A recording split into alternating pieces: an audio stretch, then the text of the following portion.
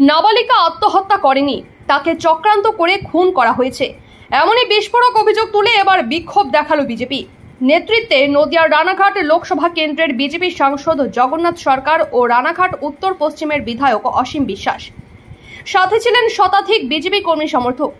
উল্লেখ্য, গতকাল নদিয়ার হাঁসখালী থানার বগুলা সংলগ্ন রেল লাইনের ধার থেকে অর্ধনগ্ন এক নাবালিকার দেহ উদ্ধার হয়। রেল পুলিশ এবং নদিয়ার রানাঘাট পুলিশ জেলার তরফে জানানো হয় ওই নাবালিকা নিজে থেকেই আত্মহত্যা করেছে। যদিও বিষয়টি মানতে নারাজ পরিবার, তাদের দাবি মা বাবা হারা 17 বছর বয়সী কিশোরী দিদির কাছেই মানুষ। গত পরশুদিন বান্ধবীর বাড়ি যাবে বলে বাড়ি থেকে বেরিয়েছিল। রাতে যখন ফোনে যোগাযোগ হয়, সে জানিয়েছিল কারণবশত বাড়ি ফিরতে পারবে না, অর্থাৎ বান্ধবীর বাড়িতে তাকে রাত্রিবাস করতে হবে। পরিবার নিশ্চিন্তে ছিলেন, কিন্তু বৃহস্পতিবার সকালে ফোন করতেই ফোনটি ধরে পুলিশ, আর সেখানেই পরিবারকে জানানো হয় তাদের মেয়ে আত্মহত্যা করেছে। খবর পেয়ে ছুটে আসে পরিবার। এরপর সাংবাদিকদের মুখোমুখি হয়ে নাবালিকার মৃত্যুর ঘটনায় একাধিক অভিযোগ তুলে ধরেন। তাদের দাবি, যে পোশাক ওই নাবালিকার গায়ে ছিল তা কখনোই সে ব্যবহার করত না। সে কোথা থেকে পেল এই ধরনের পোশাক? তাদের সেখানেই সন্দেহ তাদের মেয়েকে খুন করা হয়েছে। ঘটনা প্রকাশ্যে আসতেই বিজেপির তরফ থেকে শুরু হয় প্রতিবাদ। শুক্রবার দুপুরে নদিয়ার বগুলা থানার সামনে অবস্থান বিক্ষোভে বিজেপির সাংসদ সহ কর্মী সমর্থকরা। সাংবাদিকদের মুখোমুখি হয়ে সাংসদের দাবি, মাহীন পিতৃহীন একজন নাবালিকা কিভাবে আত্মহত্যা করতে পারে? এর পেছনে বড়সড় চক্রান্ত রয়েছে। বিজেপির দাবি, ওই নাবালিকাকে ধর্ষণ করা হয়েছে এবং তাকে রেল লাইনে ফেলে দেওয়া হয়েছে।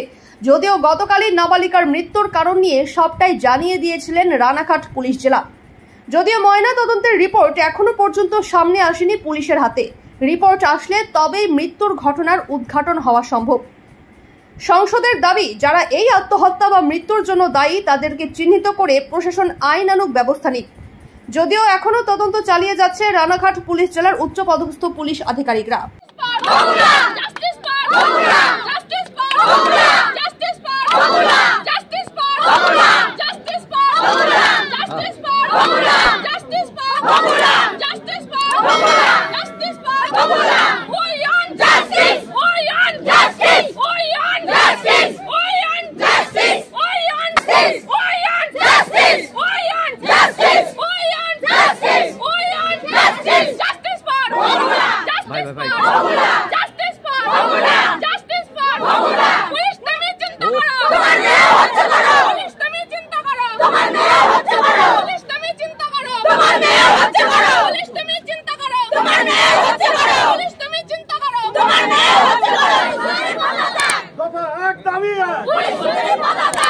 মৃত্যুটা তদন্তের পরই বলা যেতে পারে। আমাদের মনে হচ্ছে এটা অস্বাভাবিক মৃত্যু, এটা স্বাভাবিক মৃত্যু নয় এবং আত্মহত্যাও নয়।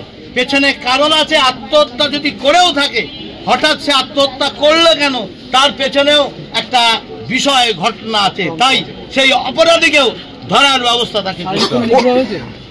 আমরা পোস্টমর্টম রিপোর্ট পাইনি, সন্দেহ, কারণ তার যে প্যান্ট, জিন্সের প্যান্ট সাইডে খোলা পড়া ছিল, কেন এইভাবে পড়লো, এবং তার অন্তর্বাস শোনা যাচ্ছে যে তাকে পাশে পড়া রয়েছে এবং কিন্তু উলঙ্গ অবস্থায় ছিল। জগন্নাথ পরিবারকে অভিযোগ করেছে, পরিবার অভিযোগ অস্বাভাবিক মৃত্যু। তার পুলিশ ডেকে তারা স্বাভাবিক তার বাড়ি থেকে যেটুকু বেরিয়েছে সে সময় তথ্য দিয়ে তিনি তার বোনের হত্যার পেছনে কারণ আছে অপরাধী ধরার জন্য স্বাভাবিক একটা এফআইআর করেছে। পরিবারের সাথে কথা বললেন আপনারা? পরিবারের সঙ্গে কথা বললাম। আমাদের সঙ্গে পরিবারের যারা অভিভাবক, তার দুই দিদি এবং মেয়েটির ভগ্নিপতি, তারাও আমাদের সঙ্গে আছে। রেলের তরফ থেকে কালকে যিনি চালক ছিলেন তিনি বলছেন যে দূর থেকে একজনকে দেখতে পেয়েছেন, হেডলাইটের আলোতে যতটা দেখা যায় কি একজন দুটো রেল লাইনের মাঝখানে গলা দিয়ে দিলেন, সেটি দেখতে পান এবং নকআউট নোটিশও দিয়েছেন। উনি নোটিশও দিয়েছেন। দেখুন, সেটা তদন্তে কি আসছে না আসছে আমি বলবো না, তিনি মিথ্যা বলেছেন কি সত্য বলেছেন। একটা স্বাভাবিক মেয়ে বাড়ি থেকে সন্ধ্যাবেলায় বেরোলো, সারা রাত কোথায় ছিল, কার সঙ্গে কথা বললো, সেই অপরাধীদের ধরবে না কেন? ভোরবেলায় 4টের সময় সে ঢুকছে, মোবাইল কানে নিয়ে কথা বলতে বলতে, এবং হঠাৎ করে তার কি হলো, তিনি আত্মহত্যা করতে যাবেন? আত্মহত্যার কোনো কারণই নেই। তাই আত্মহত্যা যদি করেও তার পেছনে কি কারণ, সেই অপরাধীকেও ধরে শাস্তি দিতে হবে। যদি এখনও আমাদের খবরের দর্পণ চ্যানেলটি সাবস্ক্রাইব না করে থাকেন তাহলে এখনই সাবস্ক্রাইব করুন, সঙ্গে বেল বাটনটি ক্লিক করুন আর পেয়ে যান সব খবরের দ্রুত ভিডিও আপডেট।